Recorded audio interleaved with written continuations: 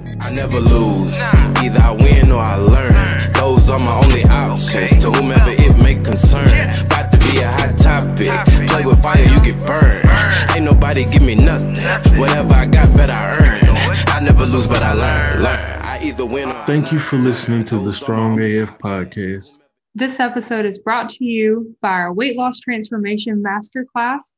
After spending over 30 years of my life being obese and dealing with chronic constipation issues, I decided to get my certification in fitness, nutrition, and wellness to empower myself to lose over 70 pounds and keep it off. Watching my brother and dad have a heart attack within weeks of each other, I knew I had to make a change, but I wasn't sure what to do.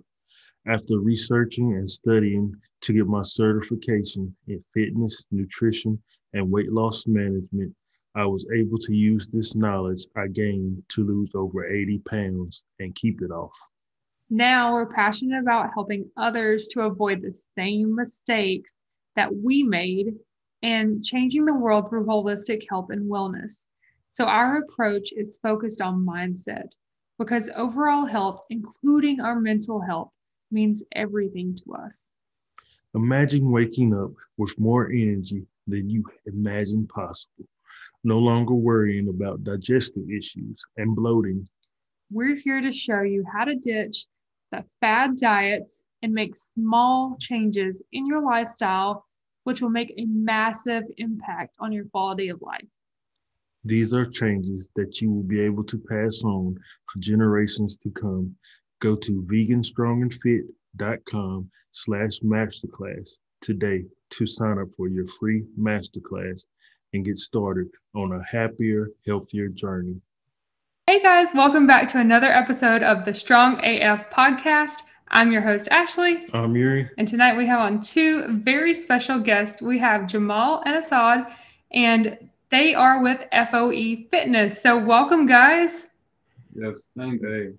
They are family over everything, which is what FOE stands for. And it is a brand, a motto, and a way of life. And their brotherhood is built on loyalty and respect. And they are currently undefeated, competitive calisthenics athletes that specialize in weight loss as personal trainers. And their greatest strength is being honest and honorable. So we are so glad to have you guys on. Thank you so much for coming on. Hey, thank you for inviting us. So tell us a little bit about your business and how you got started. Well, it was back in college. So we both have been working out before we met each other, just like on our own and stuff like that. And we grew up working out, in the sports and different things. But we met each other in college, actually working at a summer job and stuff. And then throughout the school year, when we got closer, we started working out. And it was the first time we worked out together. We was in there for 3.5 hours just working out. So it was that day we built a sense of respect for one another. Oh, all right, you go hard. And it was mutual, okay, you go hard. So after that, it was really just, we get up every morning or every day and just go work out together, and with us in the gym going hard and working out, other people was yo, can we work out with y'all? Can we work out with y'all? So Maul used to always say, yo, man, something I really want to do is I want to help people that's really big. I watch The Biggest Loser all the time. And I really feel I could do that with people. So I'm word, that's what's up. And me on my end, I was already doing small stuff, helping people, they want oh, I want to get big, I want to get strong and stuff. So I was already doing that. So with us being in there working out, people was really just coming to us yo, can we work out with y'all? So at first it was just people would come in and just work out and just join the regiment. Whatever we was doing, they'll do it with us, and then we had our own little group. And then it turned into training. And honestly, when you're first starting something, people know us on campus. Mm-hmm. We had our own name, but at the same time, then nobody knows for really training like that. So it was free for a session. So all our sessions was free. So we had a crazy amount of clients. The gym opened at 7. We'll be in there at 7, training people. We'll have 3 sessions, so one at 7, one at 8, one at 9. Then we'll go get breakfast, come back, have 2 more sessions, go to class, then come back. It was the gym all day long, just really just grinding. you know, on top of getting our own workouts in. That's awesome. Yeah. So it was like that. Yeah, I love your desire to help others too. That's huge. And it's funny that you mentioned Biggest Loser, because when Yuri and I first started dating, like we would go work out and then we would come home and watch Biggest Loser too. Mm-hmm. So Yeah. I started watching that show because my mom, she used to watch that show all the time. And I don't really remember too much. I just remember, I remember the singer Ruben Studdard. mm-hmm. Mm-hmm. He was on that show.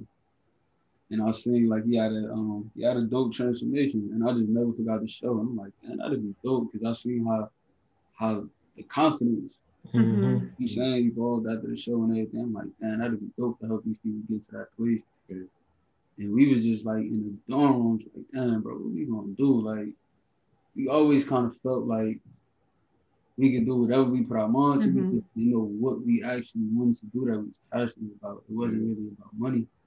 So, like he said, we'd be in the gym, like 7 o'clock in the morning, it'd be like 5 dudes, like, yo, can y'all teach us this? Can y'all teach us that? Remember one time we did like a whole push-up competition? Yeah. It was like, we had like, it was like 7 dudes in there, we just had them all doing push-ups for like an hour straight. Wow. It was crazy. It was like, yo, I think we got something, bro. Yeah.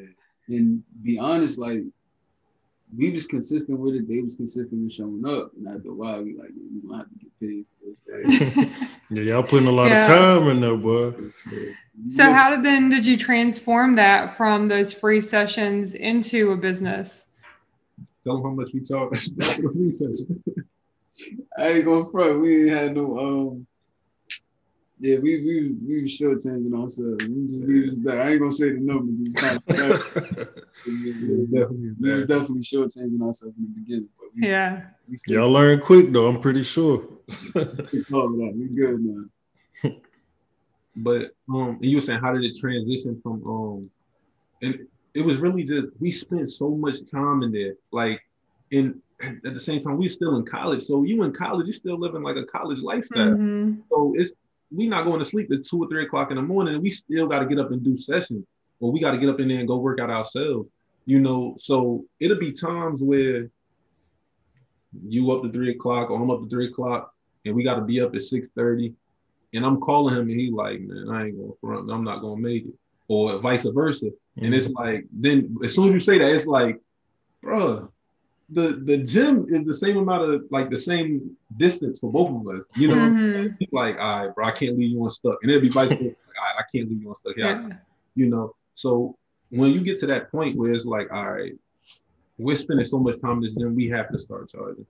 We have to. On top of that, we're really making changes in these people's lives. Mm-hmm.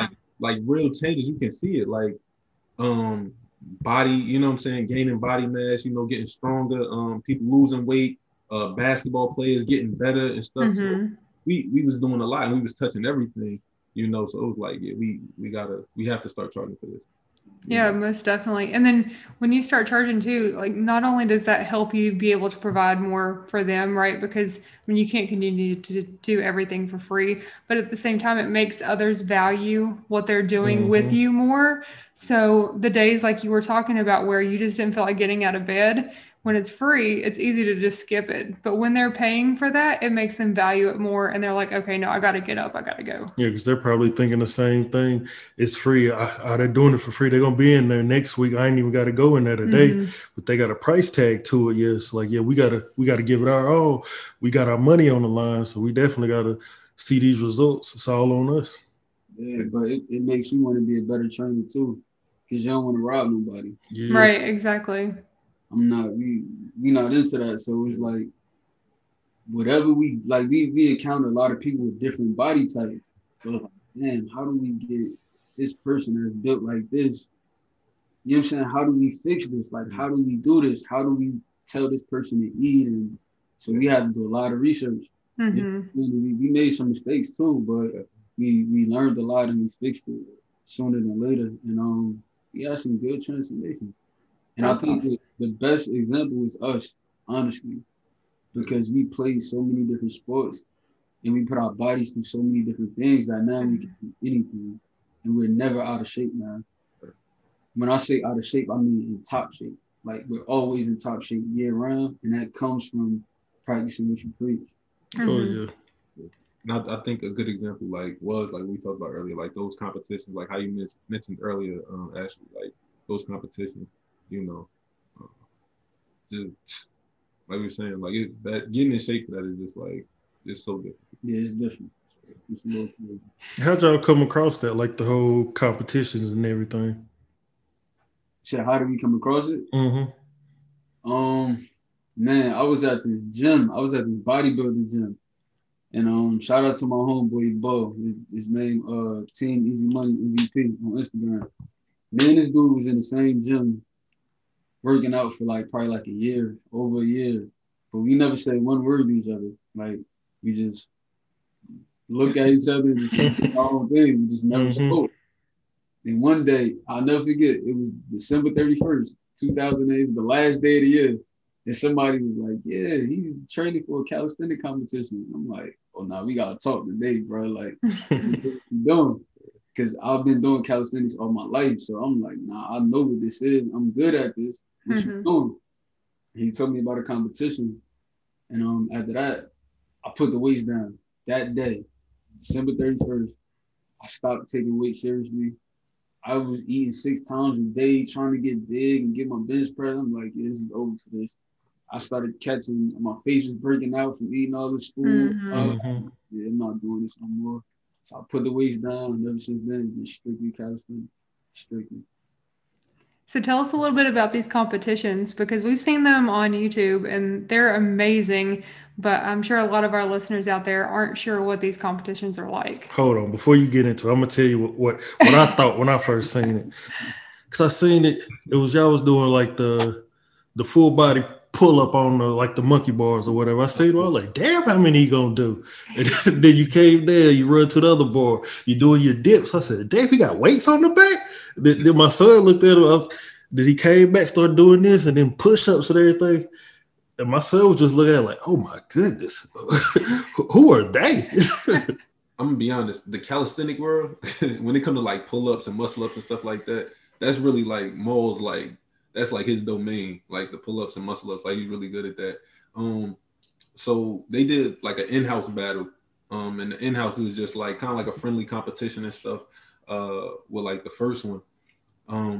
So for me training, I be back and forth between Jersey and North Carolina a lot. So I'm used to training with Maul, and I know he could get me to where I need to be, especially when we talking calisthenics and stuff, and muscle ups. So I had to do a lot of training by myself and trying to prepare. That jump was really hard. I feel like I didn't answer Ashley's question at all. No, you're talking about preparation, so yeah. I'm gonna help you out. Thank you. Tell about when you actually came to Jersey. Oh, and then we had 2-3 days or something like that. Yeah, so I was able to come to Jersey, and I was having trouble with my muscle ups because in the competition it was muscle up, so I could muscle up a little bit, but it wasn't that good back then. So the person next to me tried to kill me. He had me doing all these different workouts and stuff like that. We had 2 days before the competition. I'm like, oh my gosh. Yeah. So we was going nuts. Yeah. And it was just doing assisted muscle ups. So you might find because Yuri was saying, it's a pull up, but you bring your whole body over the bar, right? Well, at least up to your belly button and stuff. So I had to do assisted ones, meaning I would find a bar where I could just reach up. I don't have to jump up there and grab it. And then I would just jump up and push myself over. So he had me doing 50 of those, and just so many different pull-ups and stuff. And it was crazy. And one thing I can say is if you're not getting a good explanation from this, you can go to foefitness on YouTube and you'll be able to see we did Maul's the road to Maul's battle. He did one in on one of the biggest calisthenic definitely one of the biggest calisthenic stages, and that was really just showing our day to day. For his per se, what we did, we was going out to the place at 6 a.m. It was 5. We was going out 5 a.m. It's all the way in New York. So we in New Jersey, so it was a 30-40 minute drive. We'll get up early, go out there, try and get out there before anybody gets out there. The sun's still down. We working out because we ain't want nobody to see me preparing. Right. Yeah, I feel you. My competitors, driving past, like, oh, we got like, nah, we dark outside. You ain't gonna see nothing. We did that a couple times, more than a couple times, but it's hard work though, for real. Like I ain't gonna say it look easy, but I think a lot of people underestimate preparation. Like really, really want to win something. You have to be obsessed with it. And I was obsessed with it. Like I got sick, not COVID sick, but I got sick. But it was a lot going on around that time. A lot of relationships suffered. Like it was a lot going on around that time. And my dog, he came from North Carolina to help me prepare for that. Like he ain't have to do that. You know what I'm saying? So he came in like the last 2 weeks before the battle. He just helped me prepare and just stayed on me and critiqued me. Really, like he was just telling me everything I was doing wrong. You know what I'm saying? Like that's not gonna work. They gonna no rep you for that. You should have had 3 more of those, and he was just on me. You know what I'm saying? So it was a lot, man. It was dope. I appreciate it so much. Every time I watch that video, I just smile. I ain't gonna lie. And that's something else. Like you have to like prepare for it too. Like he was saying, like a no rep. So it's like you doing pull-ups and stuff, and they like that don't count. That don't count. You like, are you serious? Are you really want to jump down off the bar and like, right? You know, because it's like the adrenaline, like adrenaline is pumping and stuff, and to hear a no rep that it hurt, but you have to prepare for those things, you know. You definitely have to over prepare. We talk about, training to failure a lot, and I feel like y'all are way over failure on those while watching. Oh, yeah. And I'm sure when you do get those no reps, it's like, oh my gosh, I'm exhausted, but you just got to do it again. For the competition wise, when y'all doing the muscle ups, how many reps is at the beginning of it? So it's a routine. So you just stick to the routine. So I'll tell you my routine for my battle at Wingate that I had. So it was 25 weighted pull-ups with the 45-pound plate, 25 weighted dips with the 45-pound plate, take the plate off, 25 body weight pull-ups, 25 body weight dips, and then 25 muscle-ups at the end. Yeah. So that was that routine. So, the toughest thing about the routine, obviously, was the muscle-ups at the end, because your triceps, your back, your biceps, your forearms. The bar at that park, at Wingate Park, is really, really thick. So it taxes your forearms like immediately, like it bites at you.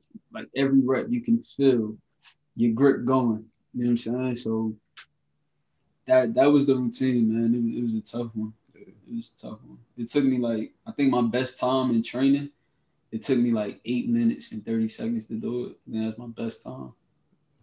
But when you're preparing, you have to do that like 3 times. You got to do that routine like 3 times. Every other day, I had to do it 3 times every other day. So for like the last 3 weeks up into the battle, I did nothing else but the routine.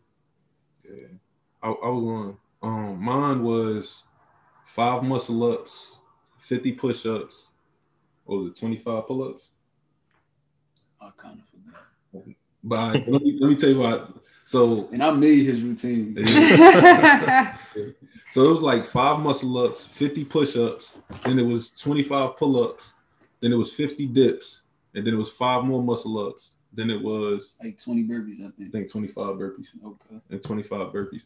I'm not gonna lie. The first 5 muscle ups, I'm like, okay, that's easy. All right, we got that. So the push ups was easy, the pull ups was kind of hard, and then you get to the dips, and the dip, like my push ups and dips and stuff like that is pretty good. But when I got back to do those last 5 muscle ups, I'm like, yo, and all I can hear is him in my ear, like, you better not quit. And of course you can't, because everybody out there, you know, and it's only us 2 with the brand, you know, so we got to put on every time we go out there, you know. And it don't look right if one of us win and the other one don't. Yeah. So Right. It was mandatory. Like he said to me, like, bro, you gotta die. Yeah. You gotta die on the bar, like, you know what I'm saying? So that's what I was yelling at him the whole time. Like, I hope you willing to die, bro, because I'm gonna push your way. I can definitely say I see y'all, like when y'all filming it, another person at the end of that bar see y'all, I'll be like, they close right there. I'll be like, oh, Maul just pulled off on him. Oh, head now. Like, oh, he ain't catching him. He on the dips now. Oh, he ain't catching him.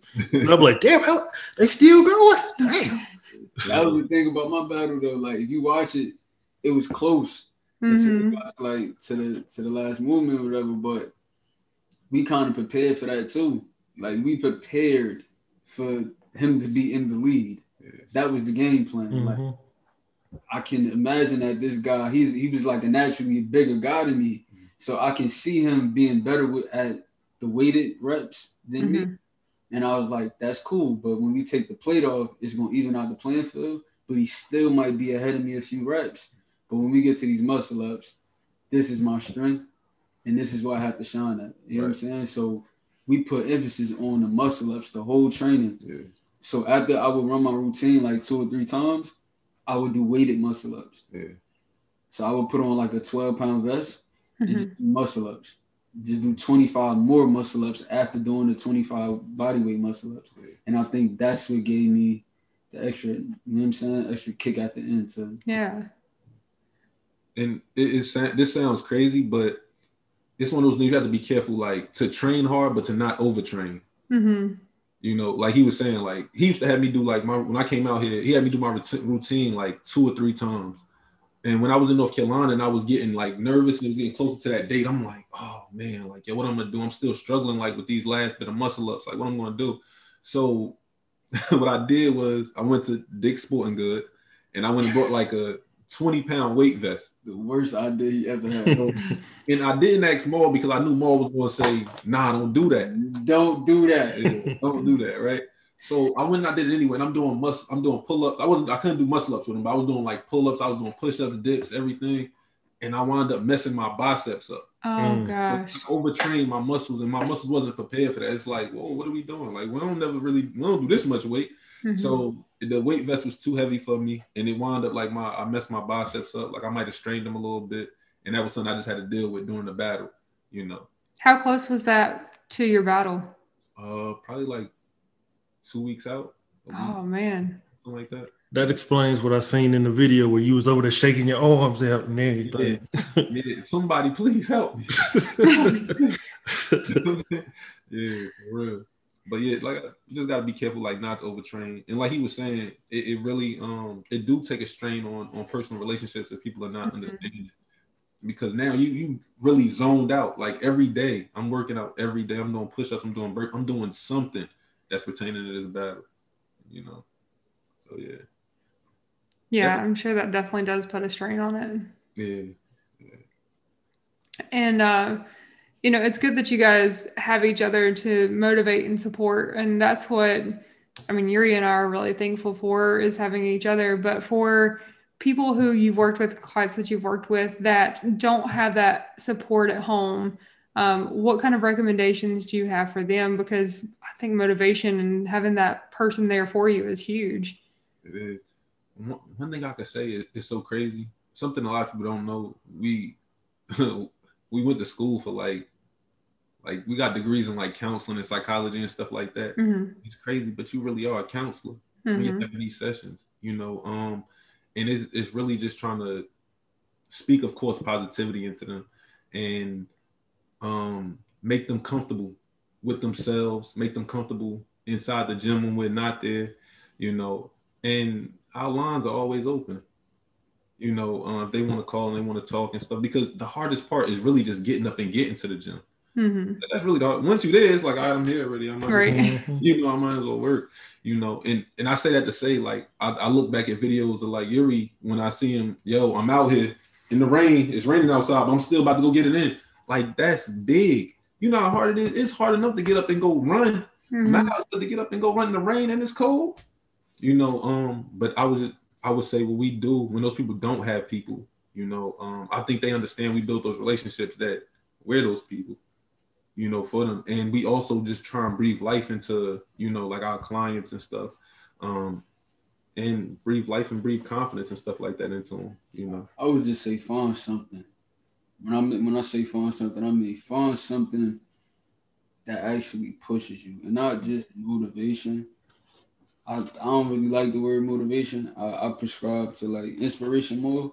But you'll have a guy that say like, "Yo, I want to get a 6-pack, or I want bigger arms or bigger chest," and you ask him like, "Why?" Like he be kind of timid. He don't really want to tell you, but it's because of a girl. And I'm like, bro, if that's what it takes, I'm rocking with you. You know what I'm saying? Like, that's everybody's inspiration. That's why we wake up in the morning, while we brush our teeth, while we dress fly, everything. Exactly. So it's like, bro, if that's what it takes to get you in here, so be it. I ain't knocking you. You know what I'm saying? Same thing for women. It might be a guy that they like or that they want some attention from, whatever, or it could be like somebody that you admire, that you respect. Like, damn, I respect this athlete and I want to be on that level. And I watch their motivational videos every day. Like, I still do that to this day. You know what I'm saying? I watch Floyd Mayweather damn near 3-4 times a week because he's one of the most disciplined and successful athletes ever.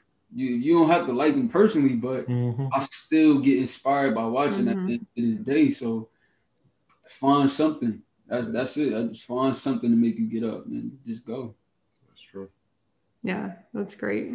With your fitness journey, who would you say maybe influenced you, whether it was a family member or somebody you know close to you who made you at a young age stick to fitness, whether it be sports or whatever? I'm gonna be real with you. Me.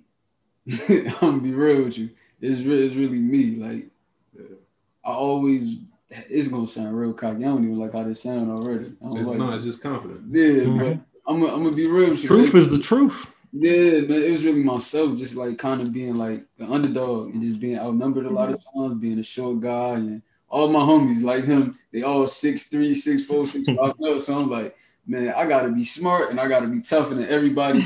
I gotta hold my own. You know what I'm saying? So I always kind of had like a dog mentality to just work hard. Like I always worked hard all my life. So it was really just trying to get the best out of me. Being real with you, like it was really always trying to get the best out of me. I had like we played basketball our lives and we had favorite players and stuff like that. But when I think about it now, it was always myself pushing me. I ain't gonna for me, I'll definitely say my dad.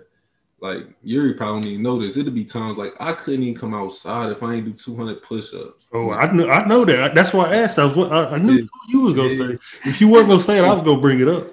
Yeah. Like I couldn't come out the crib to go play if I ain't do 200. I'm like, yo, and no funny. It really, as a kid, it really steered me away from like working out and stuff. And I'd be in the gym, and my dad would get mad because I'd be like, "Oh, a girl walking? Oh, all right, I'm ready to work out now, Dad. I'm ready to work out." Like, nah, you're not working out for females. You're working out because you need to. But in everything, like he genuinely did push me, like basketball and stuff like that. Even if I wasn't getting playing time, like it was still come on, get up. We going to the Y, 6 a.m. But when I got to college and stuff like that, it helped me so much. I just had that. It was just instilled in me. Like, all right, I shot bad today. Excuse me, what time the gym open in the morning? It'll open at 7. Okay, all right, I'll be here at 7 o'clock. And I'll be in there working on my jump shot. Or and the same thing with fitness and stuff. I was just ahead of people in certain areas. Due to that. So yeah, I would have to say definitely say my pops. I can remember the first time in the apartments we came over that way, and we was about to do something. We was about to go back to my crib, get on live. About to spank your ass again, like I usually do. And when your pops came out, or no, maybe you was already doing. You may have been already out there doing push-ups or something like that. I was like, damn, his dad ain't playing, boy. But hell, he pushed you to where you are today. So yeah, no, for real. And something I say, and me and Maul had this conversation before, like growing up like in poverty and stuff like that, and not having like a lot in certain areas, your parents aren't able to pass you down certain things. Like some kids, they get trust funds, all this stuff, they get passed down. But I told my pops, I'm like, yo, one thing you definitely passed down was fitness. You passed down like the knowledge of these different things. The work ethic. Yeah, exactly. And look what it, what I'm saying, look what it turned it into, So you apply it to everything in life. Yeah. Yeah. Exactly. So with you guys, I mean, you kind of all across the board, right? With your competitions, and your training. So give us some advice for our listeners out there who are going through their own weight loss journey, since that's what you guys specialize in. And what are 3 tips that you would recommend for someone just getting started? Be consistent, first off. Just show up. Excuse me, because that's the hardest part. Just show up. Secondly, I would say don't be afraid to ask for help. I see people in the gym all the time, like you can just tell, like they just like looking at the machines, like tourists, you know what I'm saying? So it's just like I just walk up to them and just start a conversation, like, hey, you need some help, whatever, what you trying to work on or whatever. Lastly, I would just say, man, challenge yourself. I think I notice a lot of people, like when they come and they ready to train with us, it's because they've gotten bored. They don't know what to do. So they just stay in their comfort zone. But then you have the people that when you take them out of their comfort zone, they disappear on you too. Yeah. So it goes both ways. But I would say challenge yourself though. Yeah. Be consistent, ask for help and challenge yourself. Definitely. And I'm sure with you guys having your background, you said psychology and sociology. Is that what you said? Psychology and counseling. Counseling. Thank you. So with that background too, I'm sure that you're on the same page here, but it's all mindset. So everything that you are trying to overcome, especially in your last recommendation, right? Challenging yourself. People are scared to challenge themselves because their mind tells them they can't do it, even though your body is capable of doing so much more. Yeah. For me, majority of the time, when we have a new client or something, I'll just talk to them and just figure out and see where their head is, see why they're here. You know what I'm saying? Like, what made you reach out for help? Because that's a big step. Yeah. To reach out to a stranger to help you change your life, you're trusting these strangers with your well-being. That takes a lot. So first, I want to find out why you're here. What's the motivating factor? Now, when we start getting to the meat and potatoes and we start squatting and we start deadlifting and we start doing this stuff and taking you out your comfort zone, I'm going to remind you of why you're here. You know what I'm saying? When you're trying to quit on 6 and we got 4 more to go, hey, remember why you here. I'm going to tell you what you told me in private. Hey, remember that. If that don't get you through, then you need to go have a conversation with yourself and figure out, you know what I'm saying, just do what you want to do. But we just try to keep it 100 with them, for real, because we're not going to always be there. That's we're not. And another thing for fellow trainers, you're not supposed to have clients for forever. That's not the goal. The goal is to teach these people how to fish. Yeah. So they don't need you no more. So when they go in the gym, they're comfortable and they can teach this to their friends and their family. And the way you keep your clientele is they refer people to you. You don't have to keep them for forever. So exactly. We give them all the game. We show them all our secrets. We show them everything. So you don't need us no more. Yeah. I think that's how it's supposed to be. That's exactly how we approach it too, because yeah, it would be great just to have a client forever, right? And have that incoming revenue. But at the same time, you want someone to be able to take the skills and the knowledge and be able to apply it to their own life. And especially like when we're working with our nutrition, our clients as well, it's really interesting to see their shift because they think they're just in it for a meal plan and they're going to get to be told what to do. But by the end of our coaching, they're actually able to understand how to implement these things themselves so that they can go out and prepare their own food and actually sustain the lifestyle. Right. If you spent a year teaching somebody something, you spent a year training with me, and then I don't show up one day and you're lost, I'm a terrible teacher. Oh, yeah. Exactly. You might as well give you all your money back, right? One thing y'all mentioned, and I don't want to cut you off. I don't know if you had another question. No, you're good. Yeah, one thing that y'all mentioned was y'all talked about like diet and stuff. And I know one of the main questions that we used to get was, so what you eat? What you eat? And it's like, we kind of eat whatever we want. And especially like during college, it's like you eat in the cafeteria. So it's like we literally like pretty much eat, you know what I'm saying, whatever we want, and we eat chicken tenders and fries and stuff, you know. But now like it's crazy because like how our diets changed, and our diets was always different. Like I can eat before workout, he can't eat before workout. You know, yeah, you can't do it. So now it's like Maul is vegan, you know what I'm saying? Y'all vegan, Yeah. So. And I seen y'all transit super dope. Yo, y'all food be looking good as hell. I'm like, yeah, that's good. For real. All right here. And I ain't gonna lie, and I tried, I went vegan for like 6 months. And then I know out of that 6 months, I did like a 2-week spell where I did nothing but like water, fruits. I had like salad like one time.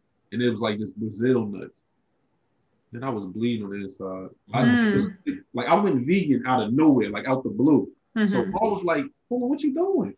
I'm like, "No, I'm giving all my food away out the refrigerator, everything. Nothing but lettuce in there."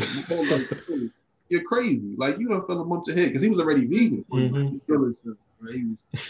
Yeah. You just jump head first. You ain't stick your toe in there a little bit. The eggs, the cheese, everything gotta go. He was literally like, bro, I got some food in the fridge. I'm like, bro, yeah, I got some food. I'm gonna get. Like, bro, what are you talking about? I don't eat this no more. I'm like, son, what you about to do? Like, come eat salad and peanuts. I'm like, yo, no, you stick to 230. Bugging. Yeah, but it was like it was a beautiful experience. Like, and I genuinely like it. I like it, like I really do. But I would need somebody to really like cook those meals for me. You know, like I ain't gonna. I would even like to hear about y'all, like y'all experience. You know, like just being vegan.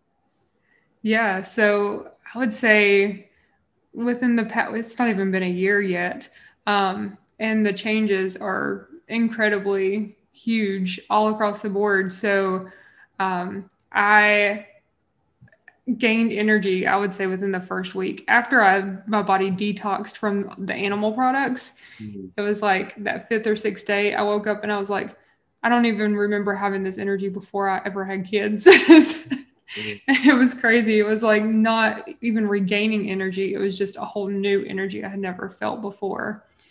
And just being able, like, after you eat, you know, I don't feel heavy anymore. Like, I feel like I can actually go do something. I just feel lighter and, I don't know, freer. I know that's weird, but I feel freer. Yeah, like you said, energy-wise, like you said, I can get up 4 o'clock in the morning, go jog 3 miles and still have energy to go to work for 12 hours, lift 50, 55-pound bags, throwing them around all day, and then come home, be with my kids and stuff like that. It's just mind-blowing.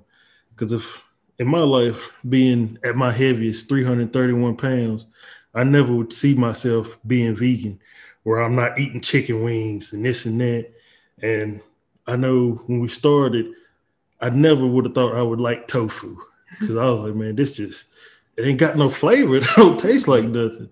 But now tofu, seitan, whatever, I eat it. Yeah, and I just learned how to make seitan, so that's even better. I had seitan.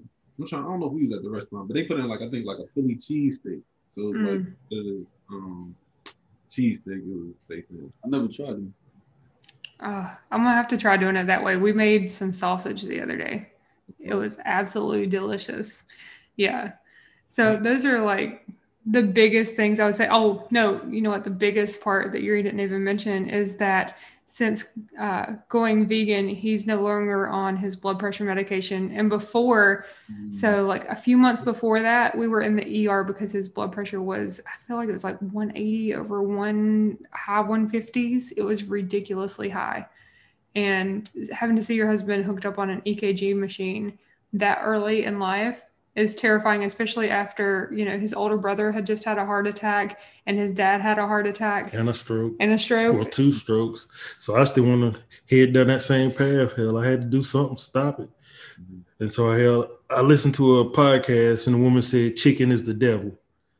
So hell, I hear that. So hell, I started listening and hearing about the benefits of a vegan lifestyle. So that's when I told Ashley, hey, we got to go vegan. Mm-hmm.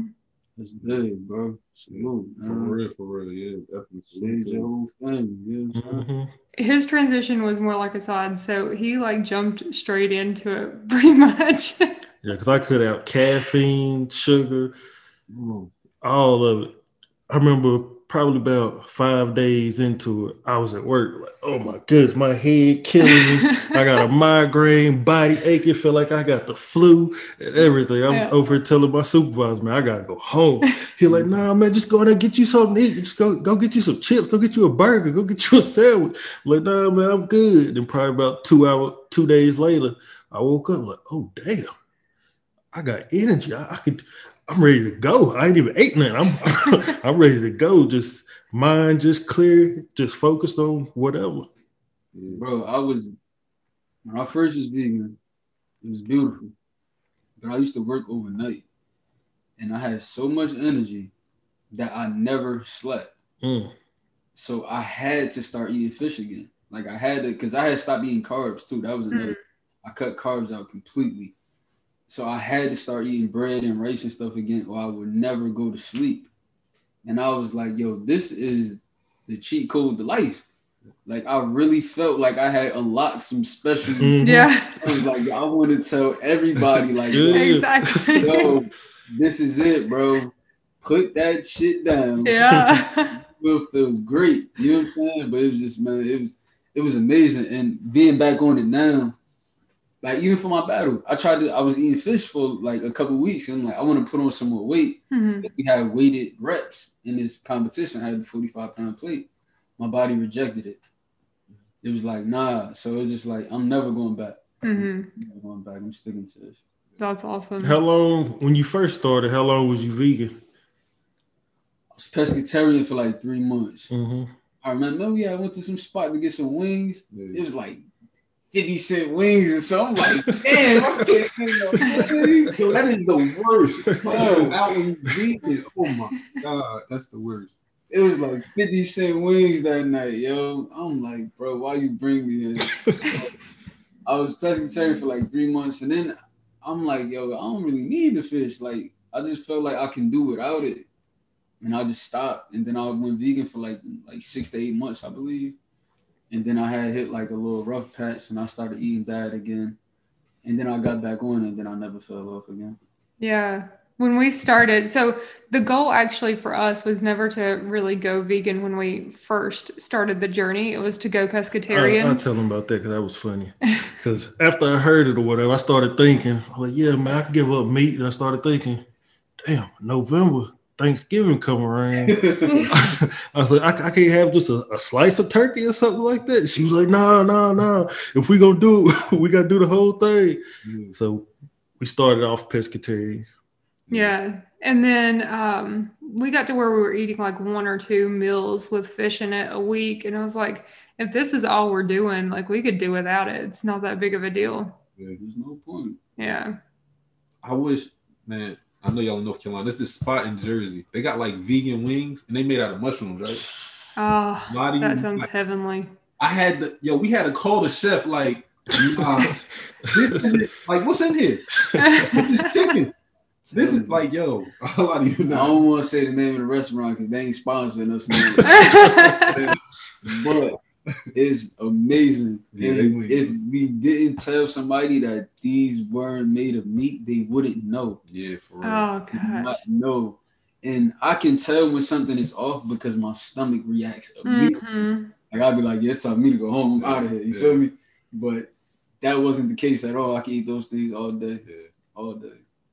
I was about to say one more thing about like, and I know you experienced it too. I used to have a real bad problem with my knee. I went vegan, and I lie to you not, I have not had a problem with my knee.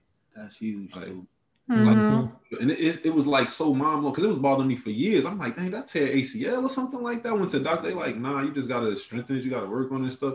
But it's that, like we're eating the meat, like the inflammation and all that. It's no more inflammation, like taking getting the mucus and all that stuff out your body really deep. you know. Like the body is built to, you know what I'm saying, to heal itself. Right. You got to put in the right environment to heal itself. You know? Yeah, when Yuri and I started doing this, because I mean, we would go to the gym before and everything, and we'd be sore for like 3 or 4 days after one workout. You know what I mean? And after transitioning to this, we'd work out harder than we ever did before. And I was like, feeling like I was dying going up the stairs to bed. And then I woke up in the morning and I'm like, did we even do anything yesterday? Like, I feel good. That was the strangest thing when you first do it. You do a hard workout. You're like, oh my goodness, damn, I'm tired. I can't even make it up these stairs or whatnot. I was like, man, I don't even know how I'm gonna be for work in the morning. Then you wake up, start putting your clothes on there. I'm like, oh shit, I still feel good. I'm like, damn. And for me, my intention on eating changed. Like, I didn't eat to get full anymore. I ate for energy. Mm-hmm. And that changed my life. Like, because I was so accustomed to eating and sleeping. Like, I would do a real hard workout, eat something huge, a whole bunch of rice and bread and all of that, pasta, and then I would pass out. And I would still wake up tired because my body was trying to digest all of this food while I was asleep. And I would just be tired all the time. And I would have to force myself through workouts. But since I changed my diet, man, I recover faster. I get injured less. I get stronger. Mm-hmm. It changed everything. Even my attitude towards certain situations. I realize I'm not as aggressive or, you know what I'm saying, like it used to be. So I think it's just like, you know, we could go down the rabbit hole about the spirit that's in me, and then we can do all of that another time, but I can definitely feel the difference, though. Oh, yes. I feel you on the energy. And just, I don't know, like, I would get so flustered easily about things before, and now I let a lot more stuff kind of roll off. Yeah, I'm just all around happy. Hell, I'm happy not to be having high blood pressure, taking all these pills and whatnot. So, hell, sky's the limit. Absolutely no medication? None. No. Wow. So how was your morning routine or your medication prior to being vegan? I was on like maybe 3 different medicines. I had naproxen because I think I was in pain. I can't remember. You had migraines. I had migraines, so I took something. No, that was it was high blood pressure. It was supposed to be for the migraines, but hell, my blood pressure was up there too. But yeah, I was on like 2 or 3 different medications. It was terrible. Mm-hmm. Yeah. So it's been huge. Yeah, that's really big for real. Yeah. I'm gonna hear that, man, for real. Yeah. Well, guys, we have a few rapid fire questions for you guys tonight. And since there are 2 of you, I want to split it up. So we'll do Jamal first and then we'll go to Asad, okay? And I feel like, I mean, we kind of have to know the first answer, but we're going to ask anyway. All right. So weights or cardio? Calisthenics. Favorite fruit? Pineapples. Was that for me or was that for you? These are all for Jamal, and then we're going to do the same ones for you. Yep. Favorite vegetable? Mushrooms. All right. Those, I tell you, they're so versatile. Mm-hmm. You can do so much with those. You can. Favorite comfort food? Fries. Yes. That's the main thing I'd be craving. I'd be like, man, damn, I want some fries. My grandma still doesn't understand that fries are that fries are vegan. Oh, right. Yeah. First thing that comes to your mind when you hear the word vegan? Life. Yeah. And where do you get your strength from? God. All right, Asad, same questions for you. Weights or cardio? Man, say weights, man. Don't be lying, man. Favorite fruit? Grapes. Favorite vegetable? You can't even really count broccoli as a vegetable, can you? I mean, I think so. Let's throw broccoli in there. All right. And favorite comfort food? Chips. Yeah. First thing that comes to your mind when you hear vegan? I ain't gonna front, it's life too, you know, because during that time, it really changed my life as well. And I see like just like how y'all testimony, like Maul testimony, other people's testimony, like, and people who've never been there, like they don't get it. Don't, and it's really a game changer for real. Like, man, I got so much I want to say about that, but And where do you get your strength from? My past struggles and the struggles I see around me, like from, you know what I'm saying, like my family and stuff like that. Like, definitely. All right, guys, tell all of our listeners where they can find you at, because we most definitely want them to look you up. foefitness, you know what I'm saying? Will they be able to see this? Yeah, well, so we're going to have some on YouTube and we're going to have some listening too. Okay. But now, on IG, Instagram, foefitness. We have a YouTube, foefitness, and it's really just spelled the same, foefitness. We got a YouTube. You can go to our website too, thefoeshop.com. Yeah. You can catch fire shirts like this. We got long sleeves. We got hoodies probably dropping like next week. Right. By the time this video come out, the hoodie's gonna be out. So yeah. It's gonna be almost summertime. We can crop your hoodie for you. If you want to crop it, we can do that for you. You know what I'm saying? You give him a Saudi hoodie. He like to cut the sleeves off. Cut the sleeves off. You know, that's so the hood on. You can be in the gym getting busy. Heck yeah. Yeah, you know. Perfect.